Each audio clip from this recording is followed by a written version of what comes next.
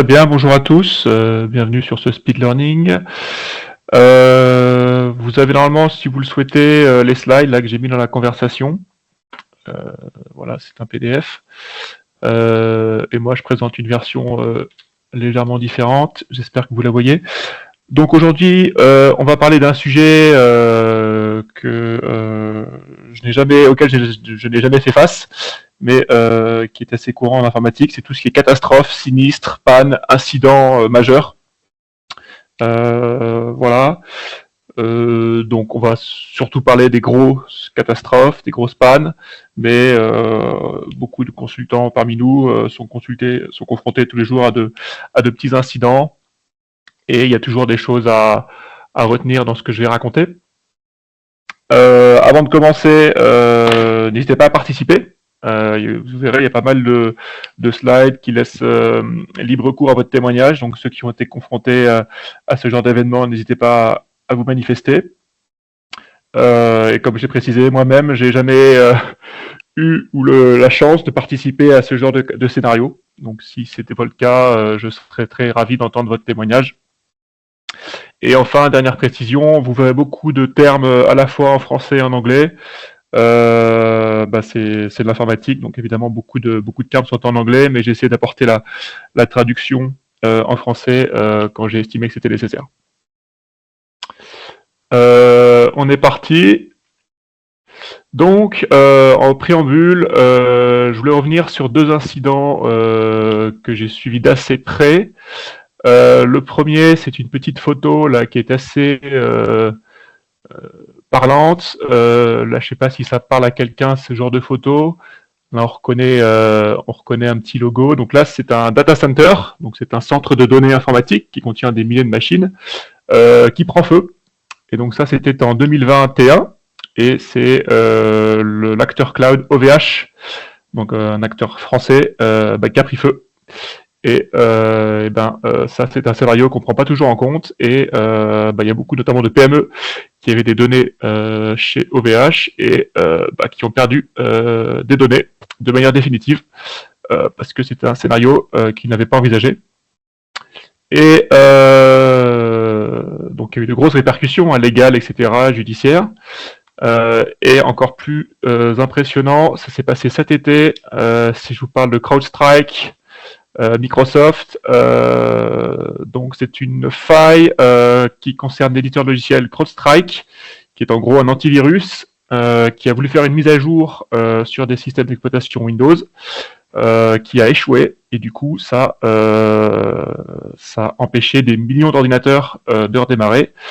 Et la photo que vous voyez actuellement, c'est un aéroport qui donc plus rien ne fonctionne, et donc il y a eu des milliers de vols qui ont été annulés et des centaines de millions de dollars de dégâts, on va dire, par ce genre d'incident, uniquement à cause d'un antivirus qui n'a pas réussi à se mettre à jour. Voilà, donc je ne sais pas si certains ont été impactés par CrowdStrike là, qui s'est déroulé le 19 juillet 2024, mais ça fait la une de l'actualité, ces deux événements, et ça a sans doute, pour certains, pénalisé vos vacances. Donc voilà, donc ce que je disais, donc on retrouve le CrowdStrike de 2024 avec le logiciel Falcon Sensor qui a été défectueux, l'incendie de Strasbourg, et plus pour notre domaine d'activité, donc BNP Paribas qui a eu deux failles géantes en 2019, je ne sais pas si vous en souvenez, mais il était impossible pour les clients de la BNP de retirer de l'argent en 2019, et donc pareil, ça fait la une de l'actualité, etc., avec des gens vraiment impactés dans leur quotidien, pour tout ce qui est retrait, etc. Donc là, je vous ai mis un article du Parisien, mais il y a des vrais impacts, etc. Et un peu de bad buzz pour ces compagnies. Donc ce qu'on peut en tirer, ce qui s'est passé, donc par exemple, je vais insister un peu plus sur CrowdStrike, qui est quand même la panne marquante de cette année, qui est en plus assez récente, donc des millions de PC impactés, paralysie totale de certaines infrastructures comme des aéroports, Certaines compagnies ont dû retourner au mode papier pour gérer les valises, etc. Donc c'était un peu du jamais vu, même s'il y a effectivement déjà eu des cas similaires auparavant de bugs dans les aéroports. Et derrière, des grosses conséquences judiciaires, hein, comme certains clients qui se sont sentis lésés. Je pense à la compagnie Delta Airlines, qui a estimé voilà, des centaines de millions d'euros de pertes et des milliers de vols annulés. Euh, Également, la bourse a pas mal dévissé. Donc là, je me suis amusé à regarder hier soir. Et là, on voit bien que le 19 juillet, paf, ça perd environ 30% de sa valeur. Donc vous voyez, ça a des impacts directs. Et autant dire que les actionnaires étaient très mécontents. Et on ne le verra pas la suite, mais certaines entreprises décident de jouer la transparence et publient la suite de l'incident, ce qu'on appelle un post-incident review. Donc c'est un espèce de document qui explique ce qui s'est passé. Donc là, je l'ai retrouvé. Et donc là, ils expliquent effectivement quelles étaient les causes, etc. Donc en fait, c'était une erreur de... Alors là, c'est un code qui n'avait pas été suffisamment validé. Et derrière, comme c'est écrit ici, ils s'engagent sur des changements et des améliorations sur leurs procédures internes pour que leur résilience et leurs tests soient meilleurs dans un avenir proche. Voilà, donc c'est assez classique dans ce genre d'incident. On publie un pire et on passe à la suite. Voilà, je sais pas si vous avez des réactions sur ces pannes, en particulier sur CrowdStrike. Ce qu'on peut aussi dire sur CrowdStrike, ce qui était assez paradoxal, c'est que c'est un antivirus. Donc, c'est-à-dire qu'il a accès à des paramètres très puissants du système d'exploitation Windows. Et donc, c'était pas du tout quelque chose que Microsoft Windows avait considéré, et ça causait donc tous ces genres de problèmes. Je crois qu'on pouvait même pas bloquer la mise à jour, comme c'est une mise à jour de sécurité d'antivirus. Donc, c'était vraiment un scénario extrêmement catastrophique. Voilà. Donc, ce qu'on peut dire comme type de panne, d'incident, quelles sont un petit peu les causes. Donc, la première panne, type de panne, c'est tout ce qui est problème matériel. Parce qu'évidemment, le matériel casse. Donc, tout ce qui est disque dur, etc., ça peut chauffer, etc. C'est assez classique. Il y a aussi tout ce qui est problème de logiciel, donc des bugs, etc., des mises à jour qui posent problème, des problèmes d'interopérabilité, etc. Et tout ce qui concerne le piratage, où j'en parlerai spécialement, parce que c'est un cas assez criant et très d'actualité. Après, il y a tout ce qui est sinistre ou catastrophe naturelle. Donc, j'en ai parlé la slide précédente, donc notamment avec l'incendie d'OVH. Je sais qu'aussi il me semble que les locaux d'Algofi ont eu un incident d'électricité, je crois, il y a quelques mois, qui a eu pas mal de répercussions sur l'activité de certains d'entre nous, pendant une journée en tout cas.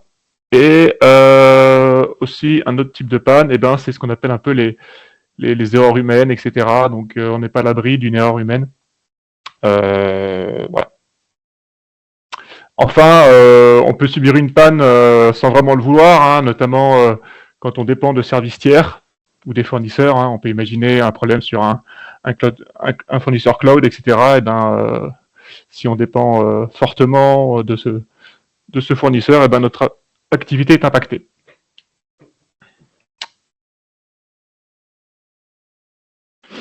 Donc, je vais faire un zoom un peu plus précis sur ce qu'on appelle les cybermenaces, qui sont vraiment d'actualité.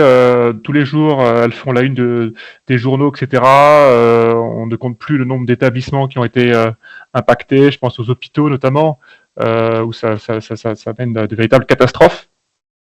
Donc, ce qu'on appelle aujourd'hui le cyberchaos, donc qui se manifeste sous plusieurs formes. Si je parle de cryptojacking, est-ce que quelqu'un saurait me définir ce que c'est que le cryptojacking ?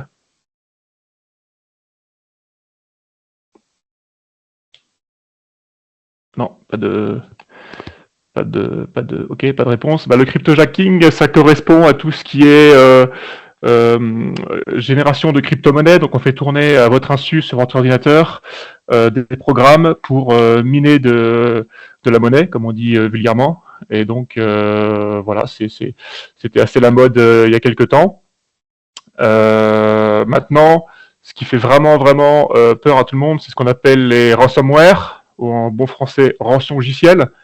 Donc, c'est donc un logiciel qui vous crypte vos données à vos insus et vous demande une rançon pour les décrypter. Donc là, il y a énormément d'établissements qui ont été impactés, notamment les établissements, les hôpitaux, etc. Je me permets de Ouais, t'interrompre, mon il cher faut. Anton. Nous avons été victimes nous-mêmes de rançon logiciel. Voilà. Ah ouais. Bah vas-y, je te laisse témoigner sur comment tu as pu Tu veux que je le t'optimiser, remarque quoi. très rapidement, c'est aussi classique Ouais. que ça. Quelqu'un chez Algofi avait cliqué sur le lien d'un email et ça s'est propagé à une vitesse assez hallucinante et le logiciel a crypté l'ensemble des informations du groupe. On a la chance, nous, d'avoir un serveur avec des sauvegardes toutes les heures. Donc, la première des choses qu'on a faites, c'est d'arrêter l'ordinateur de la personne qui avait cliqué sur le lien et ensuite de remettre à jour. Et on a eu d'ailleurs cette demande de rançon, hein, je crois que c'était $50 000 en Bitcoin. Voilà, donc on a pu remettre à jour le système et ça a tourné, mais je présume que pour d'autres systèmes, c'est un peu plus compliqué que pour nous, voilà. Très bien, donc tu as pu éviter de payer la rançon. Donc effectivement, il y a ce fameux dilemme, faut-il payer ou pas la rançon? Il y a deux écoles, il n'y a pas de solution optimale. En tout cas, il y a des guides publiés par l'administration française, je pense à l'ANSSI, etc., qui est capable de vous aider si vous êtes victime de ce genre de situation. Tout ce que je décris là sur les entreprises, ça peut également vous concerner vous dans votre vie personnelle. Hein. Donc il y a toujours voilà deux trois enseignements à en tirer. Donc là, tu parlais effectivement de ta triste expérience de rançon logiciel. Donc tout a commencé par un hameçonnage, le terme français de phishing. Donc c'est évidemment quelqu'un qui a, ce que tu expliquais, qui a ouvert un email et qui a cliqué sur un lien frauduleux, donc ce qu'on appelle le phishing, l'hameçonnage, très fréquent, auquel les entreprises se méfient beaucoup. Moi je le vois au quotidien chez nos clients, il y a beaucoup de campagnes contre le phishing, en disant attention, si vous voyez un email malveillant, signalez-le, ne l'ouvrez pas, etc. Donc il y a vraiment une grosse prise de conscience sur ce danger du hameçonnage. Enfin, aussi une grosse préoccupation, c'est tout ce qui est volation de données. Donc, c'est-à-dire qu'on vous récupère des secrets, on vous récupère des données confidentielles, on vous récupère ce qu'on appelle aussi des tokens, des jetons, etc., qui permettent d'avoir la main complète, par exemple, sur votre infrastructure cloud, etc. Donc ça, c'était assez criant. Il y a eu beaucoup de cas qui ont fait l'actualité, notamment des tokens AWS, etc., qui ont fuité sur Internet parce que les développeurs avaient mal verrouillé la chose et du coup, ils ont dû renouveler les clés, etc. Enfin, il y a eu énormément de problèmes sur tout ce qui est violation de données. On dit aussi, en anglais, on appelle aussi de data breach ou data leakage. Et enfin, il y a un terme aussi qu'on retrouve beaucoup dans l'actualité, c'est pour ça que je tenais à le signaler, c'est ce qu'on appelle des vulnérabilités zero day. Donc, c'est-à-dire que ce sont des vulnérabilités qui sont exploitables parce qu'il n'y a pas encore de remède ou de solution pour les contrer.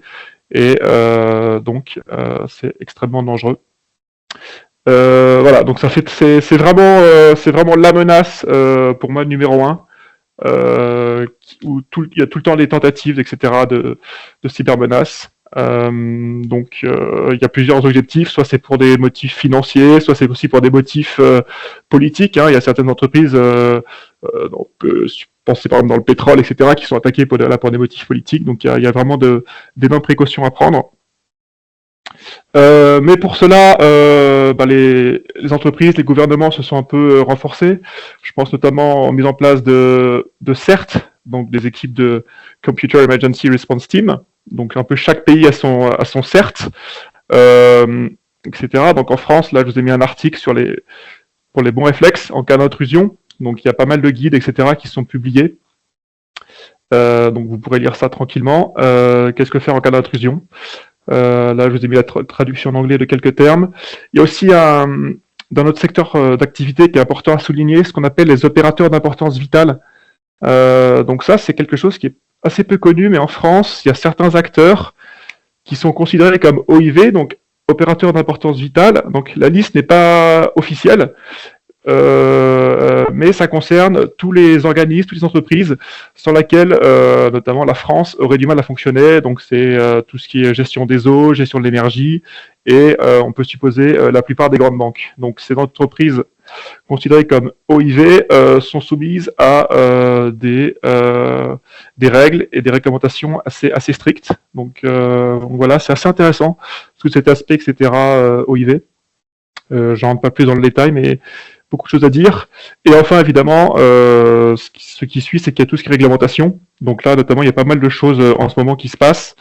Je vais pas rentrer trop dans le détail, mais on parle de la directive NIS 2, NIS 2 et DORA. Donc là, ce sont des choses qui arrivent au niveau européen, notamment pour renforcer et obliger les entreprises à se renforcer niveau cybermenace. Et si tout cela vous intéresse, vous pouvez bien sûr faire signe à notre filiale USecure, qui a sans doute plein de choses intéressantes à dire sur le sujet. Voilà, d'autres réflexions sur tout ce qui est cyber, messieurs, dames? Non. Ok. Alors, pour évidemment éviter tout ce chaos, il y a toute une partie risk management. Donc moi-même, j'en suis pas un grand spécialiste, mais il y a plusieurs méthodes. Voilà, on essaie d'identifier tous les risques à plusieurs méthodes. Quelles sont la matrice des risques, etc. Est-ce que c'est un risque qui est acceptable ou pas? Qu'est-ce qui est risqué, etc. Et donc ce genre d'évaluation est mené voilà, de manière régulière, fréquente. Et cela permet comme ça d'apporter des réponses ou des solutions à certains risques. Donc il y a plein de termes un peu techniques, etc. Donc ça, c'est un vrai métier. Hein. Ceux qui sont intéressés par côté certification, il y a cette certification qui est assez connue pour tout ce qui est gestion des risques. Mais voilà, les entreprises sont assez friandes de ce genre de choses et elles ont bien raison. Voilà, un autre côté plus informatique, c'est on s'appuie beaucoup sur le référentiel ITIL. Donc ça, c'est un mot que vous voyez souvent passer, j'imagine, notamment dans les CV.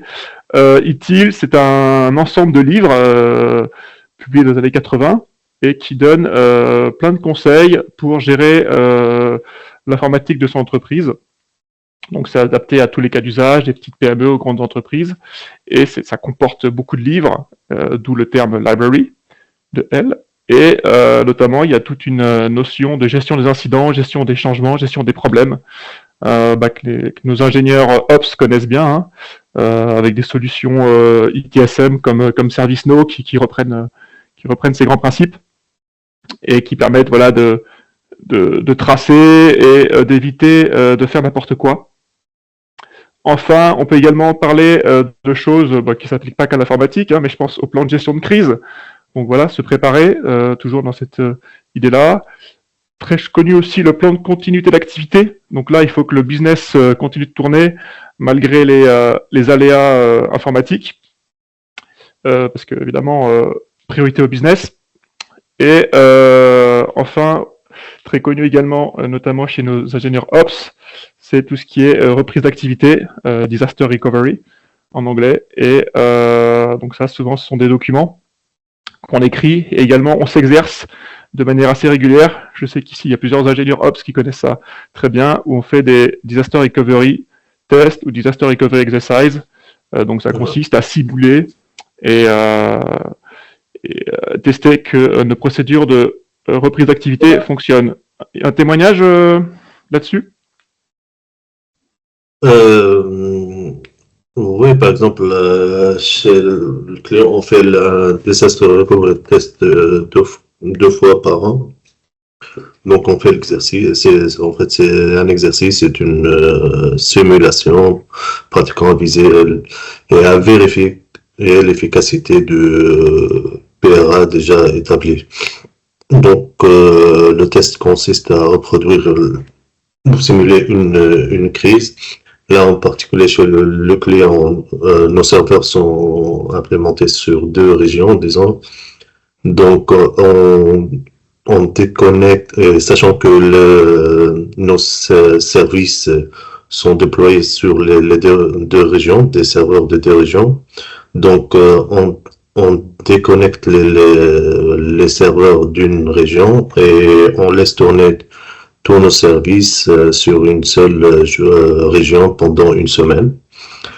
Et donc, pour voir si on est bien résilient ou nos services continuent à fonctionner normalement.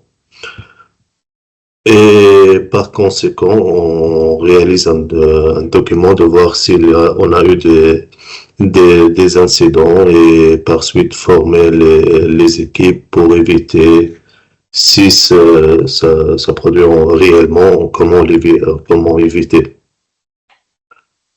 Ouais, très intéressant. Là, tu as déjà commencé à esquisser effectivement les solutions avec l'idée d'avoir une architecture assez résiliente avec 2 sites, voilà, etc. Donc, on va en parler effectivement après. Mais tu l'as très bien souligné, effectivement, ces 2 exercices obligatoires, biannuels dans ton cas. Et on va voir d'ailleurs comment on prépare tout cela. Merci de ton témoignage. Il y a également, on parle aussi de site de secours. Donc là, en anglais, backup site. Donc là, c'est pour le personnel. Donc où est-ce que, s'il y a une inondation, par exemple, où est-ce qu'on se déplace? Donc ça, c'est une question qu'il faut prendre pas à la légère. Une autre solution également où on est vraiment concerné, c'est comment prévenir les employés. Donc, imaginez une situation de crise. On a besoin de prévenir certains employés clés. Je sais que certaines entreprises demandent les coordonnées personnelles de certains employés et comme ça ils peuvent les contacter en cas d'extrême urgence. Moi-même j'ai reçu un SMS pour mon client qui s'appuie sur la solution Everbridge, et donc Everbridge c'est une entreprise qui s'assure de tout ce qui est crise, etc. Et donc vous pourrez je sais pas si d'autres l'ont reçu, etc. Mais les entreprises font tout pour pouvoir mobiliser leurs troupes en cas de souci. Donc il faut préparer le pire et éviter que ça empire. Enfin, côté réglementaire, ça parlera bien à ceux qui travaillent en banque finance. C'est tout ce qui est réglementation. Donc il y a la fameuse réglementation BAL 2, qui est assez connue, et également une autre loi pour les entreprises côté à New York. Voilà, donc c'est vraiment pris en compte, vous voyez, même au niveau réglementaire, dans le cas des banques. Donc pour le plan de reprise d'activité, il y a 2 termes qu'on retrouve partout. C'est les 2 principaux indicateurs. C'est le RPO et le RTO, donc ce sont 2 termes en anglais.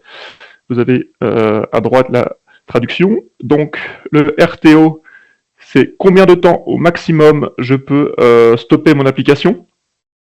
Donc classiquement, chez nos clients, c'est une journée. Voilà, on accepte qu'une application soit KO pendant une journée. Et l'autre indicateur qui est extrêmement important, c'est la perte de données maximum. Donc combien de données on accepte de perdre? Est-ce qu'on accepte de perdre 1 heure, une journée, 1 minute, etc. Et donc en définissant ces indicateurs, ça va pouvoir influencer le type d'architecture et le type de procédure qu'on va mettre en place. Évidemment, plus ces indicateurs sont compliqués à obtenir, sont rigoureux, plus l'architecture va coûter cher et va être compliquée. Donc là, il y a un petit schéma qui est assez lisible. Donc vous avez donc une sauvegarde de manière régulière et à un instant T, parce que c'est très dur d'avoir une sauvegarde en temps réel. Généralement, les sauvegardes sont en quasi temps réel, ou en différé ou en quasi temps réel, selon le budget que l'on a. Et donc vous avez votre incident. Le temps de se remettre plus ou moins de votre incident se déroule le RTO et vous repartez avec la dernière sauvegarde utilisable, donc le RPO. Donc voilà, donc ce sont 2 termes que l'on retrouve partout, et en fait, concrètement, chez nos clients, toutes les applications ont différents critères, dont ce RPO et ce RTO. N'est-ce pas, messieurs? Ça vous parle pas? Ok. Yeah. Donc bah, évidemment tout cela influe l'architecture, donc il y aurait beaucoup de choses à dire sur l'architecture.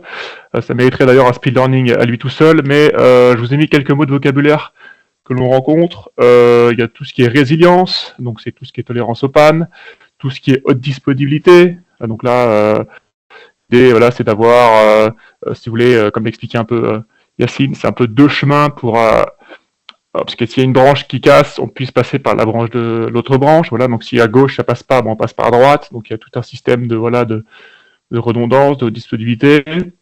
La bascule, donc là, soit effectivement les deux branches sont en mode active-active, donc elles supportent chacune 50% de la charge, ou on préfère au contraire avoir une branche active-passive, donc 100% et 0%. Donc là, ça dépend de l'architecte, mais voilà, c'est possible. Donc là, la bascule, évidemment, elle se fait pas tout le temps en temps réel. Ça nécessite soit une intervention manuelle, soit une intervention automatique, dans le meilleur des cas. La redondance, donc important d'avoir du matériel redondé. Pouvoir fonctionner en mode dégradé, comme on l'a vu dans la slide précédente, hein, le temps que le service reprenne tout son potentiel, il y a ce qu'on appelle un service dégradé. On peut supposer, par exemple, pour un service bancaire de transfert d'argent, le service dégradé, ce serait juste de pouvoir consulter son solde et de ne pas pouvoir faire de virement, et que le service opérationnel, au contraire, lui, puisse faire du virement et consulter son solde. Voilà, donc c'est vraiment le minimum vital, on va dire. Ça, c'est à vous de le définir. Et enfin, on parle beaucoup aussi de workaround, donc c'est d'espèces d'astuces temporaires pour pouvoir faire fonctionner le système. Donc là, ça peut demander des interventions humaines, et donc c'est un petit peu à la débrouille. Je voulais citer notamment l'architecte AWS, il a une phrase qui est assez connue dans le milieu. Il dit que tout échoue tout le temps, donc c'est pour ça que AWS, cette entreprise est connue pour réfléchir beaucoup à tout ce qui est problématique d'architecture. Et donc il publie beaucoup de guides là-dessus qui sont très intéressants. Un autre point à considérer, c'est ce qu'on appelle l'ESPOF. Ça aussi, on le rencontre beaucoup chez nos clients. Donc, le point de défaillance unique. Donc, si votre architecture, votre application, elle dépend d'un seul composant et tout passe par lui, et si ce composant casse, et ben votre application est down. Donc, il faut éviter au maximum les SPOF. On parle également de réplication. Donc là, tous ces termes, voilà, donc notamment au niveau des bases de données. Comme ça, on s'assure que en cas de problème d'une base, la donnée soit répliquée sur l'autre. Système critique, on parle également de SLA, beaucoup, donc de Service Level Agreements, donc ça fait vraiment partie de tout ce qui est utile. Et enfin, pour ceux que ça intéresse, on parle également d'ingénierie du chaos, où les gens, pour s'assurer que l'application fonctionne, volontairement débranchent certaines parties de l'application et regardent comment l'application se comporte. Donc ça, c'est réservé à des scénarios très avancés. Voilà, bon, il y a beaucoup de choses à dire sur l'architecture, mais voilà, je donne juste un petit panorama avec quelques termes intéressants à considérer. Je vous laisserai aller creuser par vous-même ou me poser des questions si vous le souhaitez. Évidemment, on a beaucoup tourné autour du pot, mais il y a une grosse notion sur la sauvegarde, notamment tout ce qui était avec RPO. Donc, il y a différents types de sauvegarde, donc soit c'est à chaud, soit c'est à froid, donc ça dépend du temps qu'il faut, de la complexité pour récupérer une sauvegarde. Donc, une sauvegarde à chaud, ça implique par exemple qu'on peut récupérer une sauvegarde de manière assez régulière. Une sauvegarde à froid, voilà, c'est compliqué. Souvent, il faut aller une opération manuelle, etc. Donc, ça prend du temps. Mais souvent, c'est des questions de coût, tout simplement, qui détectent le type d'archivage. Enfin, j'insiste pas mal sur tout ce qui est stratégie sauvegarde. Ça peut aussi pas mal vous impacter dans votre vie personnelle. Donc, on parle de la stratégie 3-2-1. Donc, je vous conseille de faire 3 copies de données sur 2 supports différents. Donc, par exemple, clé USB et, je sais pas moi, cloud. Et on parle aussi de copy hors site. Donc, c'est-à-dire qu'il ne faut pas garder tous ces copies au même endroit parce que s'il y a une inondation ou un incendie, tout part en fumée. Voilà, donc ça, ce sont vraiment de b.a.-ba de la sauvegarde. Il y a plein de stratégies, etc. Mais c'est vraiment intéressant. Il y a également différents types de sauvegarde, donc qui sont pareil dictés par les coûts. Donc sauvegarde totale, sauvegarde incrémentielle, sauvegarde différentielle. Donc voilà, donc il y a plein d'optimisations. Chez nos clients, on rencontre beaucoup l'entreprise Vim, qui propose des produits spécialistes sur la sauvegarde, et je crois qu'ils sont leaders du marché. Donc voilà. Sachez que chez nos clients, il y a des équipes spécialistes de la sauvegarde, et on peut demander, même en cas d'incident mineur, éventuellement d'avoir accès à des backups, comme on dit vulgairement, si c'est prévu par le cas, etc. Et tout ça, bien sûr, est aussi obligatoire pour certains secteurs d'activité comme le nôtre. On passe sur l'observabilité. Pareil, c'est plus facile de comprendre les pannes quand on peut voir le système. Donc là, je vais pas aller trop loin, parce qu'il y a déjà eu un excellent speed learning il y a quelques mois sur tout ce qui est observabilité. Donc ça aide à la fois à trouver la panne et a posteriori retrouver un petit peu les causes et l'historique de l'incident. Ce qu'on retrouve beaucoup aussi chez les fournisseurs, c'est ce qu'on appelle des health checks, des health status. Comme ça, on peut voir voilà quel service, est-ce que tout est vert, etc. Donc ça permet également d'avoir un aperçu. Enfin voilà, il y a beaucoup de services qui exposent ce genre d'état, notamment là j'ai affiché Azure. Ça permet de donner des informations. Regardez évidemment le speed learning sur l'observabilité. Vous apprendrez plein de choses. Extrêmement important, la communication en temps de crise. Donc là, c'est un métier à lui tout seul. Hein. Ça s'improvise pas. Très important, il ne faut pas laisser les clients dans l'inconnu.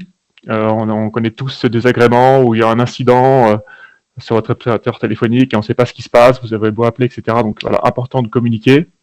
Et bien sûr, il y a quelques aspects réglementaires, notamment quand vous avez un incident de sécurité, dans certains secteurs d'activité comme le nôtre, vous devez vous signaler auprès des autorités compétentes, l'ANSSI notamment en France. Qu'est-ce qu'on peut dire? Il y a quelques termes intéressants, comme on parle beaucoup d'ETA, c'est un mot qu'on rencontre beaucoup. Donc c'est là dans combien de temps l'incident va être résolu. Donc ça permet de faire patienter un peu le client et de donner quelques nouvelles. Tous ces incidents, évidemment, ça affecte la réputation de l'entreprise. Donc voilà, communiquer clairement. Et à la suite de l'incident, de la panne, il y a, on l'a vu avec CrowdStrike, ce qu'on appelle des post-mortem ou des post-incident review. Donc ces documents qui expliquent ce qui s'est passé minute par minute. Donc là, par exemple, je trouvais intéressant d'aller voir les différents incidents Azure. Et donc là, ils disent ce qui s'est passé et aussi une chronologie minute par minute, voilà. Et qu'est-ce qu'ils font pour s'améliorer, etc., etc. Donc c'est vraiment intéressant. Je sais que certains d'entre vous écrivent ces genres de documents de post-incident review.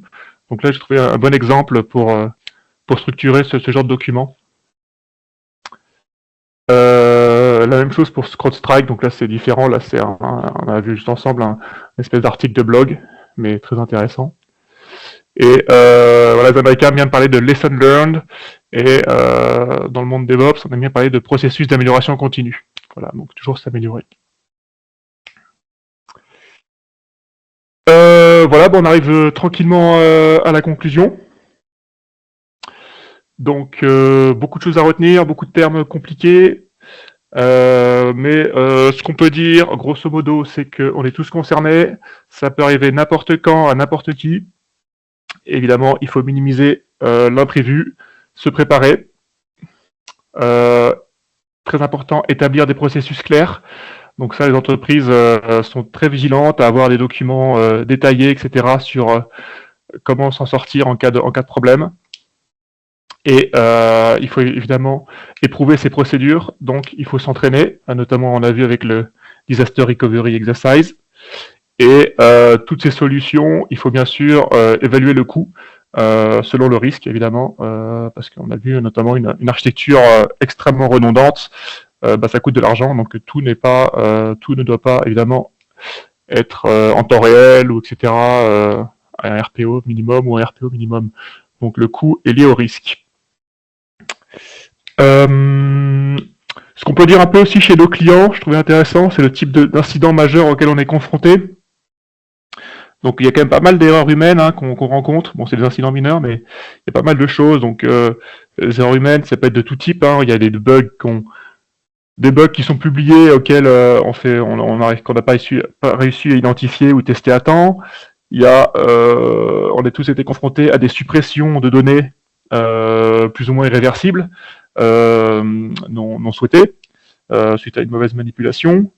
Certains aussi se trompent d'environnement, de base de données, et jouent des scripts, etc., des procédures sur le mauvais environnement. Et également, on est tous victimes des erreurs des équipes d'à côté, donc par exemple une application qui se met à côté, une application auquel on est partenaire qui se met à jour et qui par effet de bord implique notre propre application, donc le côté effet de bord suite à un changement externe. Voilà, donc il y a plein de conseils effectivement pour éviter ce genre de choses. Enfin, on peut dire aussi côté les entreprises, donc notamment nos clients, ce qu'elles font pour éviter ces genres de problèmes. Je pense notamment au côté cyber. Je pense à deux initiatives qu'on voit très régulièrement. C'est des formations obligatoires. Donc la plupart de consultants chez le client doivent suivre un parcours de formation, notamment sur le risque cyber. Donc ça passe par des QCM, par du serious gaming, etc. Voilà, c'est obligatoire.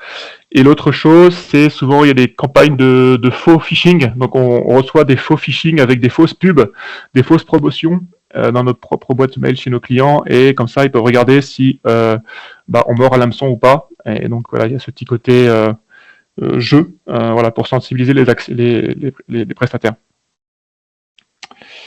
Voilà, j'ai à peu près tout dit ce que j'avais en tête. J'espère que ça n'a pas été trop dense, trop fouillis, et je suis à votre écoute pour d'éventuelles questions.